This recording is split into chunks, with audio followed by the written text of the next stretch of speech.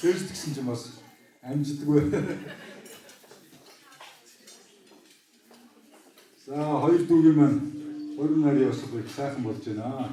За авгаас ногоомаа.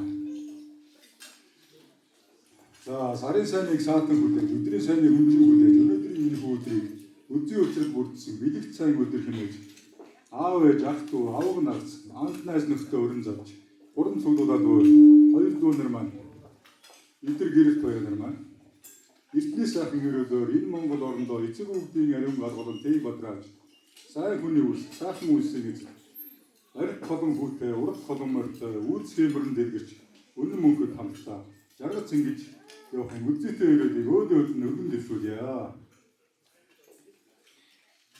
За хоёр дүү маань аав ээжийнхээ хүрээгүй төрж хийгээгүй гэж эгстрийг нь дуусгаж бодсныг нь дэйлүүлж хүний ёсоор амьдарч мандан батарч дэвчин дэшилж яваараа дүүнэр маань.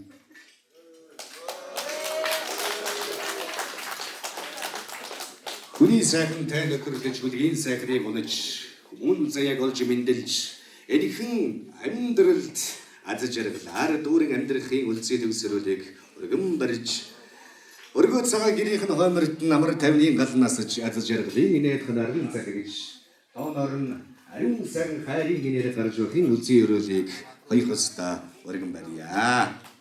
Заавах сандаг таньдас баярлалаа. За тэгээд тун удахгүй тав хүн манус гадаа хасар. Нөгөө л гадаа хасар яриад байгаа шүү дээ. Гадаа талбай. Ядаргаатай тий. Тэгээ манайха хоолоо идээгүй юм байна. Тэгээд гараа өргөдөг тий. Би идээгүй гэдэг.